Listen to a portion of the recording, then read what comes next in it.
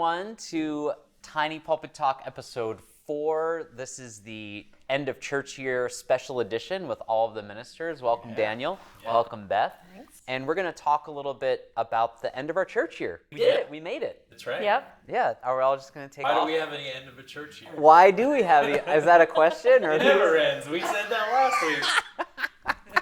I know, it's kind of a fictitious thing, but for us, in our mind, right? Tell us, Well, traditionally in Unitarian churches, they closed for the summer, in New England, and they went to Maine or something. Remember those days? Yeah, and that's not true for us, but we carry some of that tradition. We change for the summer, and then we come back for the new theme year in September. Yeah. Did you grow up in a Unitarian church that was off for the summer a little bit? It was different. The services were primarily lay-led instead, and the minister was taking some time off. But yeah. But church went on in the summer for sure. Yeah. In Hawaii, it was a little like that. Well, it was always kind of the summer there. But we talked about that some this past Sunday. We talked about the end of the church year. We talked about what we did this year, and it's hard to get away from this enormous effort of us as a ministry team and also as a church of opening the Truth Pregnancy Resource Center. That was a huge event. Yeah. Congratulations, Daniel, I think, Yes. in your vision of this. Can you say some more about how that started for you and what that felt like Friday?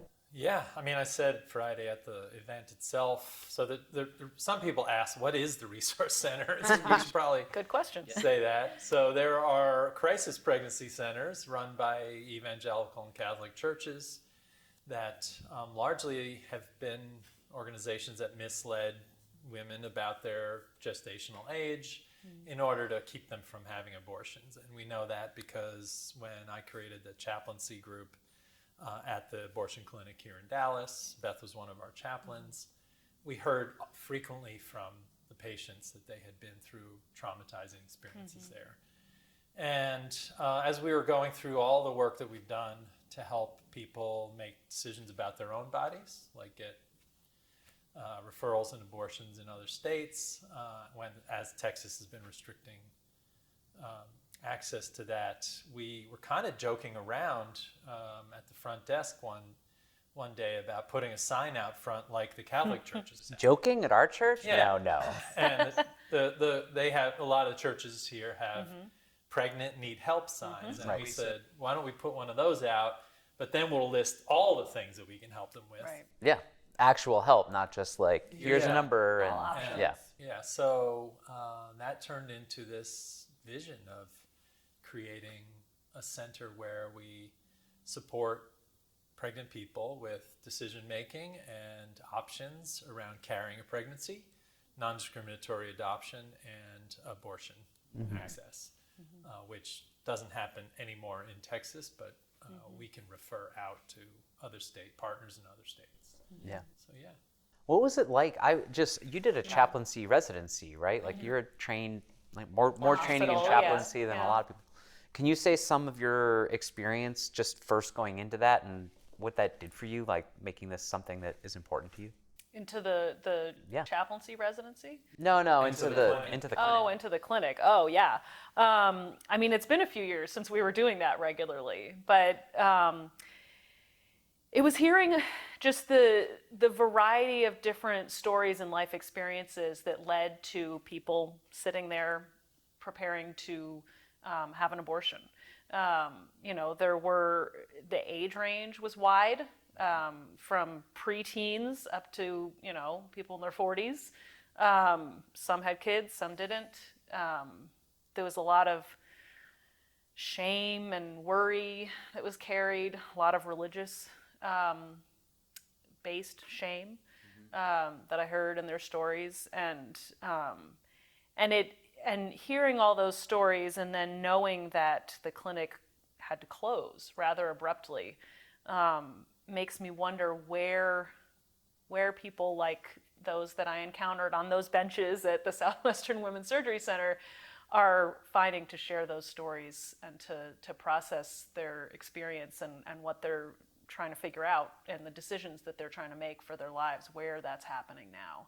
Yeah. And so I'm really grateful that we're able to make this Yeah. pregnancy resource center happen so that it's a welcoming, supportive place for them to bring those questions. Yeah, we should say that the Southwestern Women's Surgical Center, founded by Dr. Boyd, who was a member here in the 60s, sitting in the pews with Governor Ann Richards and others, that clinic was the largest abortion clinic in the country. Yeah. So we saw 100 patients a day. Yeah. And so we were chaplains. Some days we'd sit there and much would happen, and sometimes we'd have prayers and questions and lots of things. But I always say, think about 600 people a week exploring their options around abortion, and the state restricting that to now nobody because the clinic closed. Yeah. So the center becomes a kind of hub for activity for people to come and just to do some discernment with some professional clergy and counselors. So Yeah. it's. I mean, the article today in the Dallas Morning News, I think we can drop a link in the comments or somewhere here. They interviewed Deneen Robinson, the executive director, and Adrell, one of the clinicians there, the psychologists, and they're talking about a 13-month comprehensive, whole, encompassing care. I mean, the vision is something that what is responding to what you're talking about, this, like, where are the people going for care? And then to have this clinic, this idea, this place where this whole vision is comprehensive care is just, I think it's going to make a huge impact on people. And as you said, I think taking words from your sermon, you know, like what I've been saying is like, this is the church work in the world. So I've been saying, you know, we're in the era of the new social gospel, which was a time in which churches responded to the immediate needs in their neighborhoods and their communities. And this is one way in which we're doing that. The next night I was at the Reading Partners of North Texas dinner where we sponsored a table. Daniel doesn't sleep, by the way. I'm on the board. Yeah. But as I was sitting there, I was listening to these stories of these, you know, first, second, and third grade children learning to read because it's an interruption in the cycle of poverty. And our church has the largest volunteer entity in Reading Partners North Texas. And this is also the church doing the work in the world. We don't have a literacy program here, but we go out and partner with organizations. I think, you know, we especially our churches do a lot of good advocacy work and protest and talk a lot about important topics. And this church puts its feet on the ground and gets to work. And you were kind of going there with the sermon. I wonder if you had other ideas about that, or just. I do. I mean, what else are we doing? You know, want to talk about what else? Yeah. I mean, there's so many other things going on. I mean, for me, this idea of like doing the work in the world also, it also comes out of the environmental movement of being local. There's something about tending to the garden in the parish, in the area, around us, that is how we build the kind of capacity and community that we're going to need to shift the tides. Like, if we're not doing this kind of work and creating these relationships in and around our community, there's really no capacity to do other things. I mean, just this week, I met with the Racial Equity Task Force, who are looking at ways to travel and to look at some other initiatives that they want the church to start working toward, talking about a racial equity working group that can really start to look at the ways that that race is impacting the local community. There's a lot that's coming up. I mean, there's lots of other things going on. I mean, we just had a meeting today that we just looked at our calendar for the next 6 months just to make sure we didn't have enormous things all happening at the same time. Yeah. So. And I think, you know, we hear a lot this thing about changing the world, and we're also trying to balance a lot of things. I mean, we can't do everything. Right.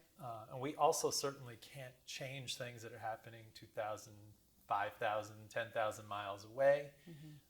Although, you know, we try to hold some place for that, like addressing issues in Israel and Palestine and that kind of thing.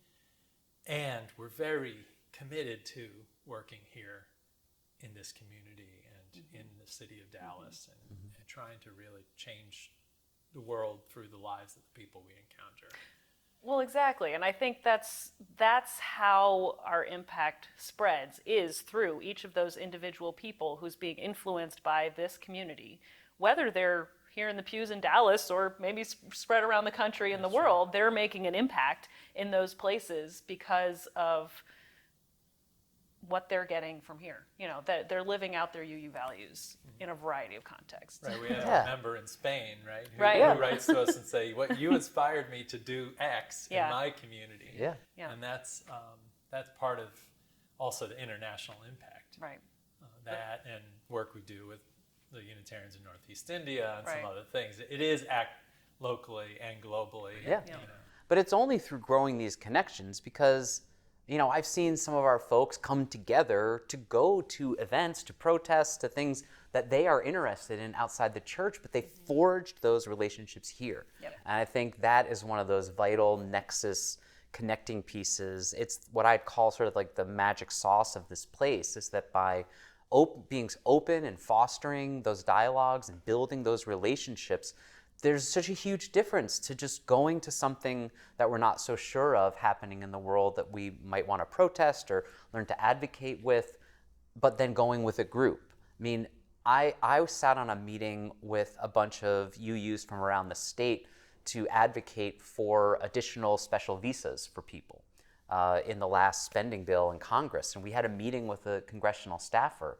But that experience of those people I met at that gives me that confidence the next time I need to go speak to someone, I know who to talk to. I've built this relationship and I know where people stand on certain things. And I think those are the kinds of exciting things that we do here. I mean, it's really been a remarkable year. Yeah.